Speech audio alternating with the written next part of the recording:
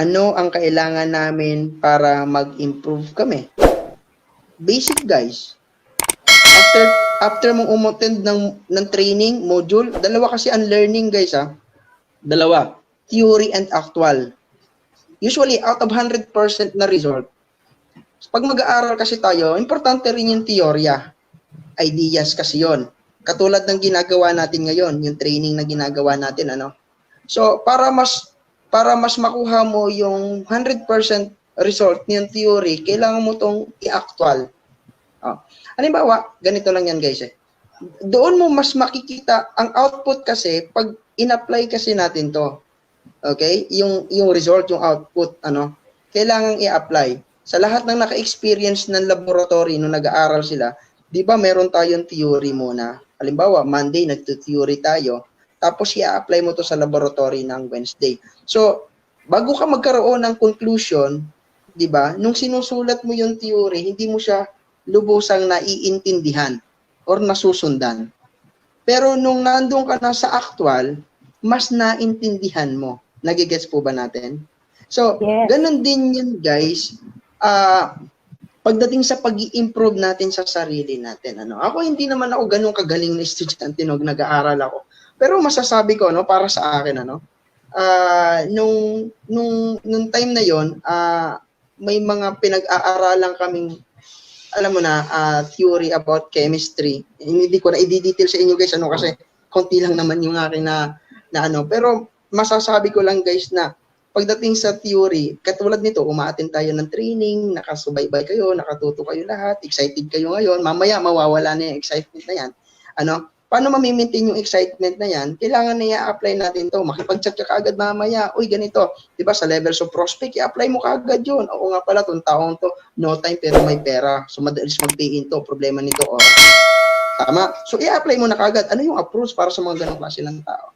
So, doon pa unti-unti, mai-improve mo yung skills mo.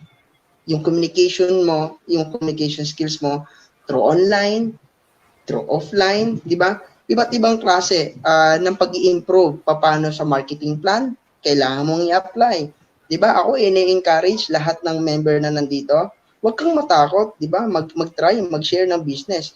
Halimbawa, one-on-one presentation, nag-pay-in ka kahapon, di ba? I-goal mo, di ba? Dapat kong mapag-aralan yung marketing plan ngayong gabi. Tama ba? Dapat kong matutunan yung marketing plan ngayong gabi. Ano lang ba yung marketing plan natin, di ba? After natin mag-avail ng package, di ba? Meron na tayong lifetime discount, di ba? Meron tayong referral bonus, meron tayong indirect referral.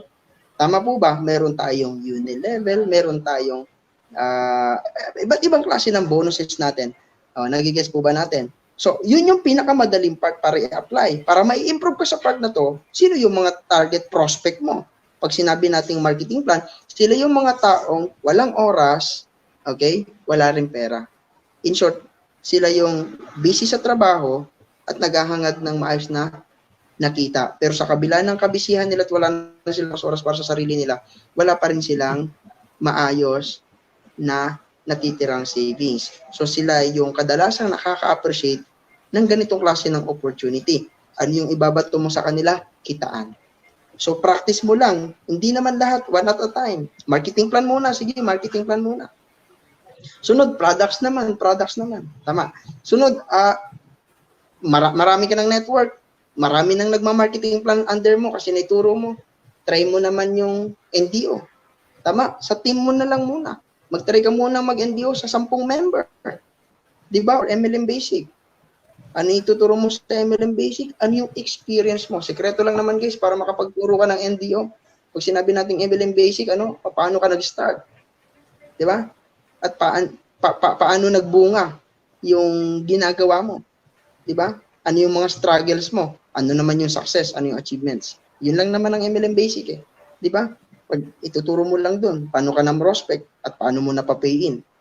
Diba? Yung mga nag-pay in mo, paano mo na i-duplicate. So, ganun lang, guys. So, unti-unti doon, mag-i-improve ka sa sarili mo. At hahanap-hanapin mo.